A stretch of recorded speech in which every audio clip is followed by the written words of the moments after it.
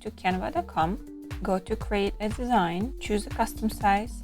As I mentioned in my blog post, if you already have your design pre-made, like you already have a thank you card inside the Canva, open that design. If you don't, just let's use the custom design. Let's make it 2000 by 2000 pixels, create new design, and then it's as easy as you go to this left toolbar, find the QR code button. As soon as this window pops up, you'll need to go to your website and grab your URL link. Usually people use the website or a landing page. Maybe you wanna direct them to a product or service. I'm gonna use my blog and click on generate code. Now we just need to resize it to fit our canvas. Just drag by the corners and resize it just like that. And now we need to save it to your computer so you can use it later. Click on the share button, download, and I always suggest PNG format because this is the best format you will get for if you want to print out the materials like business cards or thank you cards. JPEG will work as well. If you just want to use the code on your website or somewhere online, you will not need that image quality of a PNG format. Let me show you if you were to have a business card in Canva pre-made already. It's going to be even easier. So let's say this is your business card. And here you have a nice little space for your QR code. All you have to do is, if you already have your QR code on your computer, you can upload, you can go to this toolbar again, click on uploads, and you can upload media. Find your QR code here. It's going to upload to this section. You just click on it and it appears here. And again, you can resize it. You can also change the color of the QR code, but just remember that it has to be as visible as possible. Like for example, this one may not read as well as the contrast colors. Let's say you don't have a QR code just yet, so you just have this design. All you have to do is follow the same steps. You just click on the QR code, insert your link, and click on generate code. And the same thing if you want to save your business card,